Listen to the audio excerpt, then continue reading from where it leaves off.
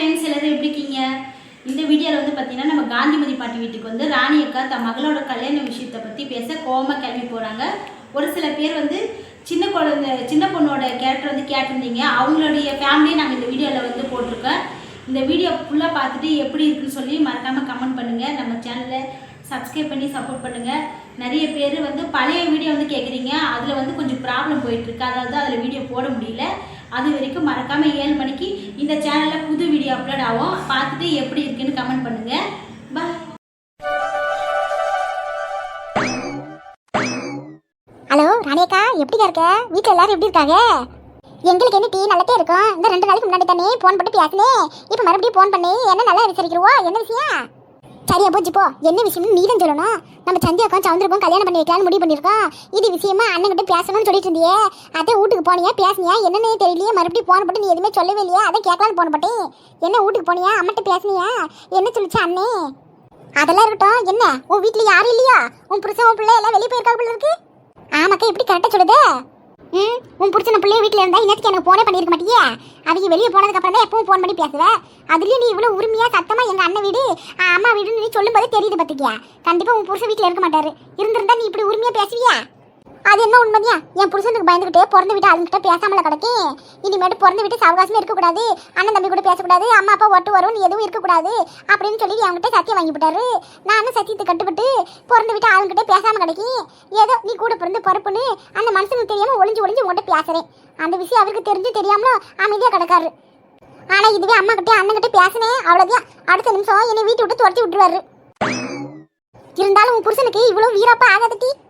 சரி விடுக்கா, அந்த மனுஷன் பிறந்தலேருந்து வேறப்பாவே இருந்துட்டாரு, என்ன பண்ணுறது?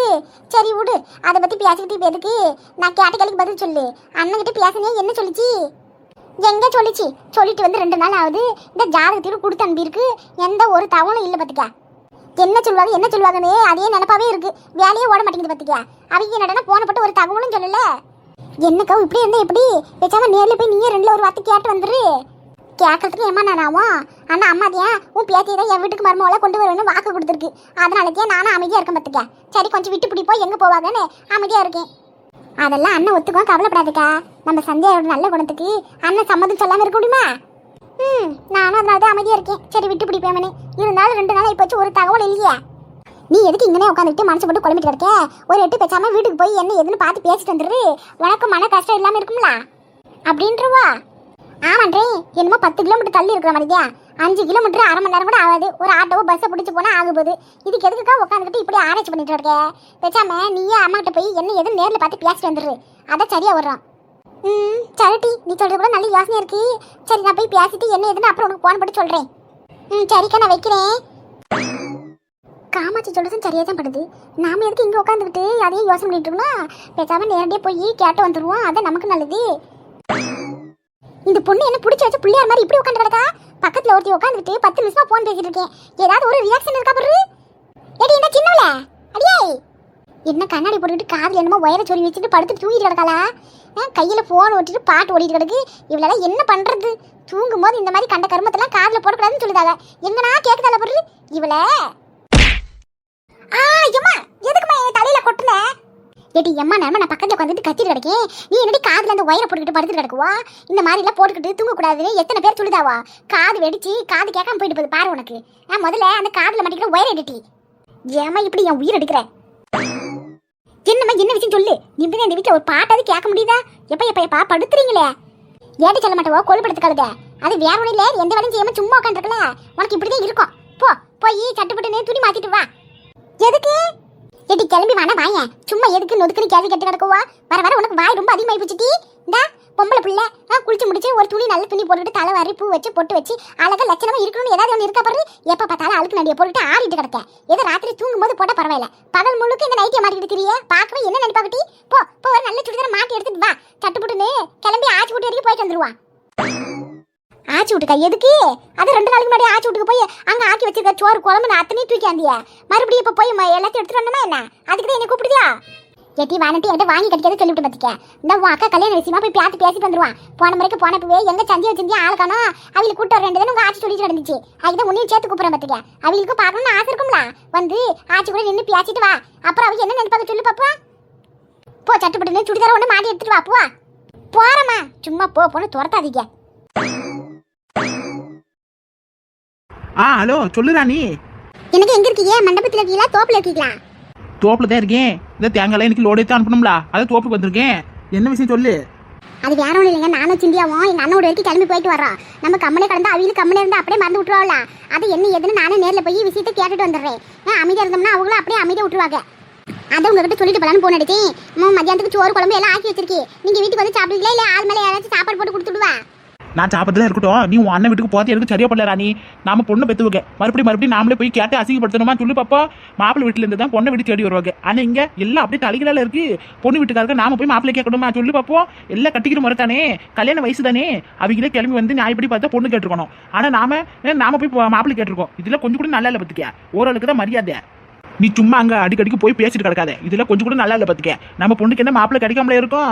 தரகர்கிட்ட சொன்னா அடுத்த நிமிஷத்துலயே 10 போட்டோ மாப்பிள்ளை போட்டோ கொண்டாந்து கொடுத்து விடுவாரு பத்துக்க. சும்மா கிட்ட நீ போய் பேசிட்டு இருக்காது. எனக்கு இதுல பிடிக்கல. ஒழுங்கா நான் சொல்ற பேச்சு கேளு. எனக்கு இப்படி இருந்தா என்னத்துக்கு ஆகுது? என்னோட சொந்த பந்தம் முடியுமா சொல்லுங்க பாப்பா. நம்ம மவளுக்கு இதோட நல்ல குடும்பம் எங்க இருக்கு? 1000 மாப்பிள்ளை கிடைச்சாலும் எங்க அண்ணன் மவன மாதிரி இருப்பான்னு சொல்லி பாப்பா. கொஞ்சம் அமைதியா இருங்க. நான் போய் என்ன எதுன்னு பேசிட்டு வரேன். இந்த ஒரு முறை அமைதியா இருக்கேன். எதுவா இருந்தாலும் அங்க போய் பேசிட்டு வந்துடுறேன். அதுக்கப்புறம் அவங்க என்ன முடிவு சொல்றாங்கன்னு கேட்டா மேற்கொண்டு என்ன பண்ணான்னு நம்ம முடிவு எடுப்போம். என்ன சொல்லுவீங்க? நான் சொன்னாலும் நீ கேட்க மாட்டேன். என்னமோ பண்ணு. போன வைக்கி மனசுல போன போட்டு டென்ஷன் ஏற்றிக்கிட்டு. இந்த மனசுக்கு எங்க வந்து இவ்வளவு கோவம் வருது தெரிய மாட்டேங்குது. காரி அவனா கொஞ்சம் கம்மன் இருந்ததே அவனா அமைதியா இருந்தா காரியத்தை சாதிக்க முடியும். அதுல இந்த மனுஷனுக்கு எங்க தெரிய போகுது? ஏடி சின்னவளே துணி மாத்திட்டு வர இம்மட்டு நேரம் மாட்டி. இத வரமா போலாமா? வா போவோம். உங்க அப்பாக்கு போன் பண்ணி சொல்லியாச்சு. நாம போவோம் வா. ஜமாவ் ஜமாவ் பாட்டிய மாவளே ராதிகா பாக்கனே வா. என்னாச்சு கண்ணு ராதிகா? உடம்பெல்லாம் திரும்ப இழைச்சிட்டு மாறி கிடக்கு. ஒழுங்கு சாப்பிட்டுலையே கண்ணே? போமா அங்கிட்ட. நீ வேற உனக்கு என்ன 3 நேரமா சமைச்சு போட உன் மருமக கிடக்கு. ஆனா எனக்கு அப்படியா? யாரு இருக்க சொல்லு பாப்போம். என்னதான் என் மாமியார் என்னை எந்த கேள்வி கேட்கறதுனாலும் ஒரு வேலையும் செய்யறது கிடையாது. நானே சமைச்சு நானே சாப்பிட்டா எங்க என் உடம்புல விட்டு சொல்லு பாப்போம். கேட்டி உன் புடிச்ச சொல்லி ஒரு வேலை செய்யறதுக்கு ஆள் வச்சுக்க வேண்டியதானே? என் புடிச்ச ஒழுங்கா இருந்தா நான் ஏன் அடிக்கடி இங்க வரப்போறேன்? அந்த மனசே வாங்க சொல்லிட்டு முழுசா தர மாட்டேங்காரு. அவர் ஒழுங்கா இருந்தாருன்னா நான் இவ்வளவு கஷ்டப்பட்டு வேண்டிய அவசியம் கிடையாது. என் குடும்பத்தை அத்தனை கஷ்டமா உனக்கு தெரியாதா சொல்லு? பாவி பாவிய கவர்மெண்ட்ல வேலை செய்து காசு கை நதி சம்பளம்னு சொல்லி பொண்ணை கட்டி கொடுத்தது தப்பால போச்சு. உங்க அப்பாவே வரட்டும், அவர்கிட்ட சொல்லி விஷயத்தை சொல்லி என்ன ஏதாவது கேட்க சொல்லுத. அதெல்லாம் வேணாம் விடுமா. அப்பாட்ட சொல்லி அந்த மனுஷனையும் எதுக்கு டென்ஷன் பண்ணிக்கிட்டு? எது நீ இருக்கிற வசதி அடிக்கடிக்கு உன்ட்ட வந்து என் குடும்ப கஷ்டத்தெல்லாம் சொல்லி ஆறுதல படுத்தி நீயும் என் கஷ்டத்துக்காண்டி காசு அப்பப்போ கொடுக்குற. அது வரைக்கும் எனக்கு சந்தோஷமா விடுமா. இந்த வந்துட்டால என்னடா இன்னும் ஆளை காணுமே பார்த்துட்டு இருந்தேன். கரெக்டாக வந்துட்டா பாரு. இங்கிருந்து 10 வீடு தள்ளி தான் இவ வீடு கிடக்கு. ஆனா பாரு என்னமோ பல வருஷம் கழிச்சு பார்க்காதவங்க பார்த்த மாதிரி பாசமலர் படம் ஓடிட்டு கிடக்குறது. இவங்களால திருத்த முடியாது. இன்னைக்கு என்னத்தை எடுத்துட்டு போட்டு வந்துருக்கான்னு தெரியலையே. இவளுக்கு பயந்துட்டு வீட்டுல கறி மீனும் செய்யறது கிடையாது. கண்ட பொருளும் வாங்கி வைக்கிறது கிடையாது. ஏதாவது கண்ணுக்கு உறுத்துற மாதிரி இருந்தா உடனே தூக்கிட்டு ஓடிட வேண்டியது. அங்கே வரு உன் மருமவன் நம்மள வச்சுக்கணும் வாங்காம பாத்துட்டு இருக்கா. இவளுக்கு வேற என்ன வேலை இருக்க போகுது? அது வேற வழி டி. அம்மாவும் அவ்வளோ நம்ம 2 பேரும் பேசிட்டு இருக்கோம்ல, நம்மளை பார்த்து அவளுக்கு பொறாமையாக்கும். இவங்க பொறாம இல்ல பொங்க வச்சு திங்க. என்ன அண்ணியாரு அங்கே நின்னுக்கிட்டு அப்படி பாத்துட்டு இருக்கீங்க? அது வேற ஒண்ணு இல்ல ராதி. நம்ம 2 பேரும் நெருக்கமா உட்காந்து பேசிட்டு இருக்கோம்ல, அதை பார்த்து அவளுக்கு பொறாமையாக்கும். கேட்டி உனக்கு என்ன பெரிய மைசூர் மாடல் மகாராணி நடப்போ? என் நார்மல் இந்த ஜீன்ஸ் பேண்ட் போட்டுக்கிட்டு சுத்திட்டு கிடக்க ஒரு கல்யாணம் பொண்ணு பிள்ளை பத்தவ எப்படி இருக்கணும்? புடவை கட்டிட்டு அழகு லட்சணமா இருக்கணுமா? இருப்பியா கூடதா? என் நார்மல் இந்த பேண்ட் சட்டை போட்டுக்கிட்டு சுத்திட்டு கிடக்க உனக்கெல்லாம் என் மவன் தட்டி சரிப்பட்டு வருவான். அவ வந்து 4 போடு போட்டாச்சியா நீ எல்லாம் அடங்குவான்னு நினைக்கேன். ஒழுங்கு மதியா புடவை கட்டிட்டு இருக்கிற வழியை பாரு. அதை விட்டு என் நேரம் பேண்ட் சட்டை போட்டு திட்டிட்டு கிடக்க. இந்தா என் மவளையே எடுத்துக்க.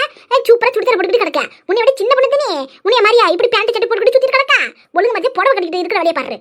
எனக்கு இதெல்லாம் பிடிக்காத பத்திக்க. சும்மா என்னமா இது? நீ பேச எதுவுமே பேசாம அவிய பாட்டு போயிட்டு கிடக்க. இது உனக்கு தெரிய மரியாதையா சொல்லு பாப்பா. இருந்தாலும் நீ உன் மருமவளை வளர்த்து விட தெரியலமா. கல்யாணம் இந்த வீட்டுக்கு மருமவளை வந்து 5 வருஷத்துக்கு மேல ஆகுது. இன்னுமா உனக்கு அடங்காம இருக்காவே. நீ இப்படி எல்லாம் இருந்தா சரிப்பட்டு வர மாதிரி பத்துக்க. உன் மருமவளை நீ அடக்கி வச்சுக்க. அப்பதான் நாளைக்கு ஏதாச்சும் ஒண்ணுன்னா உன் பேச்சு கேட்பாவோ. எல்லாம் திமுறட்டி. இவளெல்லாம் என்ன சொல்றதுன்னு தெரியல. வீட்டுல இருந்து எல்லா வேலை செஞ்சுக்கிட்டு வீட்டை பொறுப்பா பாத்துக்கணும் சொல்லி மருமவளை கூட்டியாந்தா இவங்க நடனா பைய தூக்கிட்டு பிள்ளைகளுக்கு பாடம் நடத்த பள்ளிக்கூடத்துக்கு போறவோ. காலையில போனா சாயங்காலம் தான் வரா. இவெல்லாம் டீச்சர்ன்றத திமுறல ஆடிட்டு கிடக்க பாத்துக்க. இதுக்கு வேற சப்போர்ட் உன் அண்ணன் காரணம் உங்க அப்பா காரணம். எங்க ஏன் பேச்சு கேட்கறாளா? பொம்பளை பிள்ளைகளுக்கு எதுக்கு வெளியே வேலைக்கு போனோம்? வீட்டுல இருந்துட்டு பொறுப்பா பாத்துக்கணும்னு சொன்னா எங்க யாரும் என் பேச்சு கேட்கறாவா? உங்க அப்பா ஒருத்தரே போதும் அவரை தலைமையில தூக்கி வச்சுட்டு ஆடுறதுக்கு. எல்லாம் அவர் கொடுத்த தைரியம் வந்து இவ இந்த அளவுக்கு ஆடிட்டு கிடக்கா பாத்துக்க. சுந்தரி உனக்கெல்லாம் எத்தனை முறை சொன்னாலும் நீ திருந்த முறை தெரியல அப்படித்தானே? பொம்பளை பிள்ளைங்க படிச்சு 4 இடத்துக்கு வெளியே போயிட்டு வந்தாத்தே நல்லது கெடுத்து எல்லாம் தெரியும். அதுக்குள்ள பொறுப்பா வேலைக்கு போனாத்தானே பணம் காசு எப்படி சேர்க்கணும், எப்படி செலவு பண்ணணும் எல்லாம் தெரியும். குடும்பத்தை எப்படி பாத்துக்கணும், குடும்பத்துல இருக்கிற கஷ்ட நஷ்டத்தை எப்படி சமாளிக்கணும் எல்லாம் தெரியும். அது விட்டுட்டு பொம்பளைங்களுக்கு எது படிப்பு, பொம்பளை பிள்ளைங்களுக்கு எதுக்கு வேலைன்னு சொல்லி கேட்டுட்டு கிடக்க. இந்த மாதிரி நீ சொல்லி சொல்லிட்டியா? உன் மாவ படிச்சு விட்டு வேலைக்கு போவாம மக்கள் சாப்பிட வீட்டுல உட்காந்து கிடக்கா. உன் அவளை கெடுத்தது போதாதா? மருமவளையும் எதுக்காக வீட்டுல இருக்கணும்னு சொல்லி அடக்கி வைக்கணும்னு நினைக்கிறவா? அவ படிச்ச படிப்புக்கு வெளியே போய் வேலைக்கு செய்யுமே. அப்ப தானே படிச்ச படிப்பு வீணாகாம இருக்கும். அவளுக்கு எல்லா விவரமும் தெரியும். அது விட்டுட்டு வீட்டுல வச்சுக்கிட்டு என்னத்தை பண்ண வருவா? வீட்டுல இருக்கிற வேலை யார் செய்வாங்களா? என்ன வேலை? கொள்ளாத வேலை. துணி துவைக்கிற மிஷினு, பாத்திரங்கள மிஷின் அத்தனையும் கிடக்கு. அப்படி இருந்தும் அந்த பிள்ளை காலையில விவசாயம் எந்திரிச்சு எல்லா வேலையும் பார்த்து கொடுத்தாலே பள்ளிக்கூடத்துக்கு போகுது. அப்படி இருக்கு எதுக்கு அது போட்டு பாடப்படுத்திட்டு இருக்க? நீ வீட்டுல சாப்பிட்டு சீரியல் தானே பார்த்துட்டு இருக்க. இருக்கிற வேலையை உன்னால செய்ய முடியாதா சொல்லு? எதுக்கு அந்த பிள்ளை போட்டு படுத்துற? என்ன பண்ண ராதிகா, உனக்கு நீங்க வேலை? இது என்னப்பா அநியாயமா இருக்கு? எங்க அப்பா அம்மா வீட்டுக்கு நான் வரக்கூடாதா? உன்னை யாரும் வரக்கூடாது போகக்கூடாதுன்னு சொல்லல. ஆனா நீ உன் மவனை உன் மாமியார் கிட்ட விட்டு நீ வந்து இங்க வந்து காலையில இருந்து சாயங்காலம் வரைக்கும் உட்காந்துட்டு சாப்பிட்டு போடுவா. அங்க உன் மவன் என்ன ஏதானா அதை பத்தி ஒரு கண்டுக்கிறது கிடையாது. மாமியார் பார்த்துப்பாங்க மெதப்புல தெரியுத. படிச்சு படிப்புக்கு ஏதாவது ஒரு வேலை பண்ணலாம்ல, இல்ல ஏதாவது எக்ஸாம் எழுதி பாஸ் ஆனா கூட வேலை கிடைக்கும். நீ சொன்னா கூட கேட்க மாட்டேங்கிற. ஏம்மா நான் வீட்டுக்கு போறேம்மா, எனக்கு வேலை இருக்கு. ராதே நில்லுடி. இப்ப உங்களுக்கு சந்தோஷம் தானே? ஏன்டா இப்படி பண்ணுதீங்க? ஆசை ஆசை அம்மாட்ட 4 வார்த்தை பேசலாமேன்னு ஆறுதல் தேடி என்னாண்ட வந்தா. இப்படி நீங்க பேசி அவளை அழுத்து விட்டுட்டீங்களே. உன் அவளுக்கு ஆறுதல் தேடுற அளவுக்கு அங்க ஒண்ணும் இல்ல, எல்லாம் நல்லதா கிடக்கா. சும்மா ஏதாவது ஒண்ணு பேசிட்டு கிடக்காத. முதல்ல போய் தண்ணி கொண்டப்போ. மருமகன் ஊத்தி கிடக்கல, ஆர்கிட்ட சொல்லி தண்ணி மொண்டாட சொல்ல வேண்டியதானே? இந்த மனுஷனுக்கு எல்லா வேலையும் நானே செய்யணும். இவளை எப்ப திருந்த போல தெரியல. மகன்னு எல்லாத்தையும் மவளுக்கே கொடுத்துட்டு மருமவளையும் சொந்த மகளா பாக்கணுன்ற நினைப்பே இவளுக்கெல்லாம் இல்ல. இந்த வீட்டிலே உருப்படியா இருக்கிற உத்தமரு என் மாமனார் இருந்தேன். அதுக்கப்புறம் தான் என் புருஷன் கூட ஏதோ அந்த மனுஷனா இருக்கிற போய் இந்த வீட்டுல ஏதோ நிம்மதியா ஒரு வயசு சோறாது திங்க முடியுது. இல்லாட்டி ஏதாச்சும் ஒன்று நெய்யனையும் சொல்லிட்டே கிடப்பாவோ.